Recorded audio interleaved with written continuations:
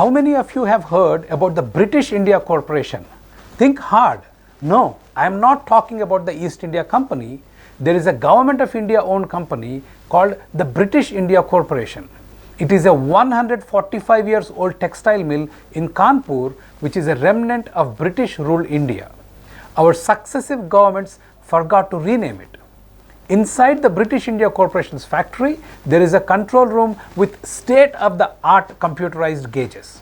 As we speak, 4 people are watching those gauges keenly for the last 8 hours.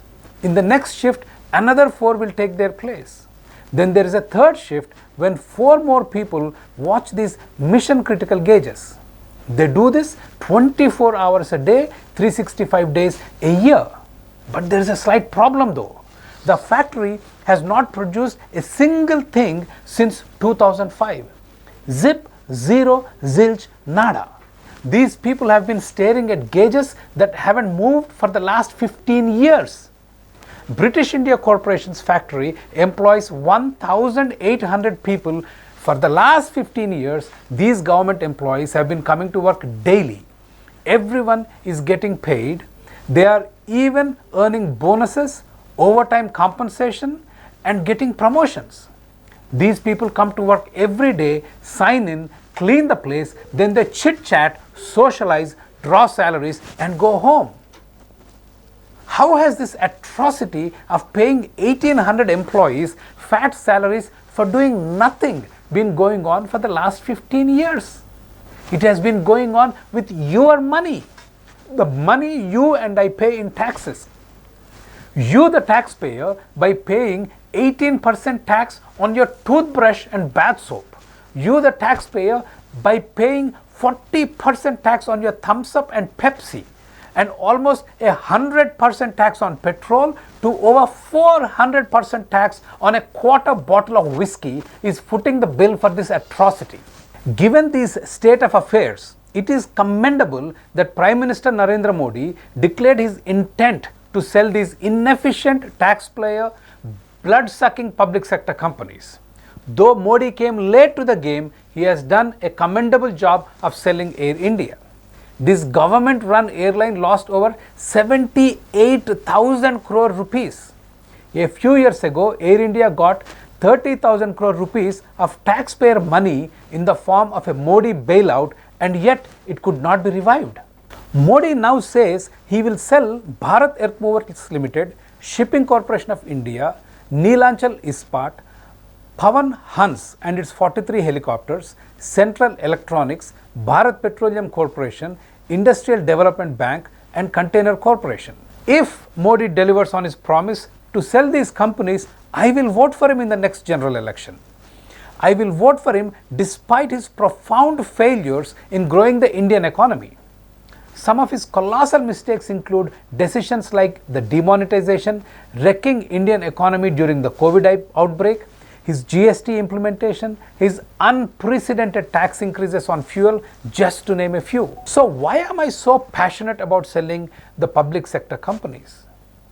I believe that the government is inherently incapable of running businesses. This is why almost all of the public sector companies run in losses. A handful of companies manage to make a profit because they are either a monopoly or enjoy special government grants that are not available to others. For instance, most profitable public sector companies like ONGC, Indian Oil, National Thermal Power Corporation and Coal India enjoy special privileges or monopoly grants that are not available to private players. So their profitability actually is a mirage. In fact, it may appear counterintuitive, but if we privatize even these profitable public sector companies, we the people will benefit. These profitable public sector companies are not profitable because they are efficient. They are profitable because they are protected from competition. Private sector competition will actually make these industries efficient and will result in us getting our power, gas, coal and petrol for lower prices. So why are public sector companies bound to fail by design? In the private sector, employees are rewarded based on performance. Those who underperform lose their jobs. Those that overperform see their earnings go up. This motivates employees to work harder, innovate and produce quality products. Whereas in the public sector, employees' salaries are guaranteed and it is next to impossible to remove them from their jobs irrespective of whether they underperform or outperform. As a result, government employees are less motivated to work. Take the example of the telecom sector.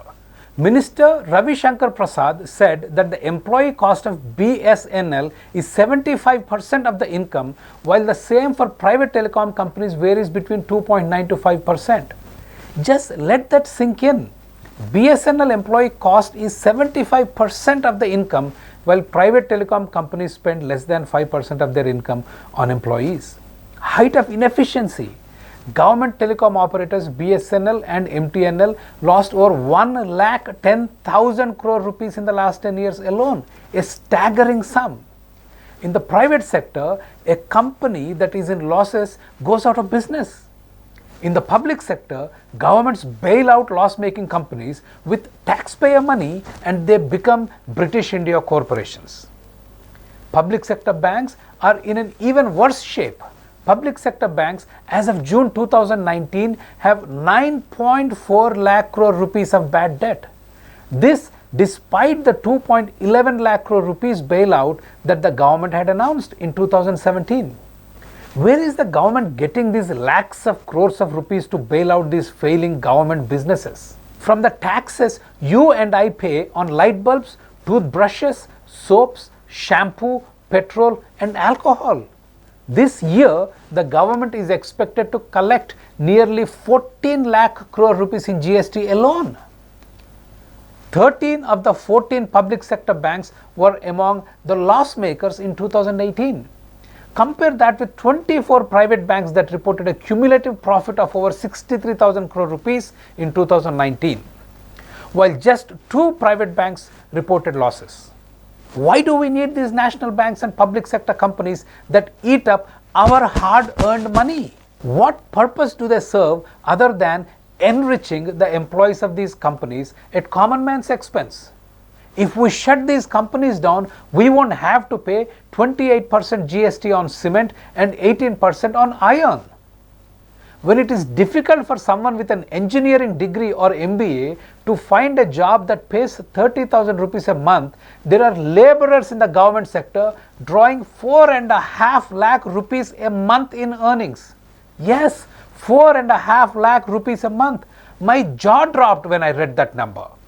There are at least 370 laborers that were drawing 4.5 lakh rupees a month loading grain bags into the Food Corporation of India trucks. Thousands of laborers were earning over 1 lakh rupees a month. These are shocking sums for a third world country where unemployment and poverty is rampant.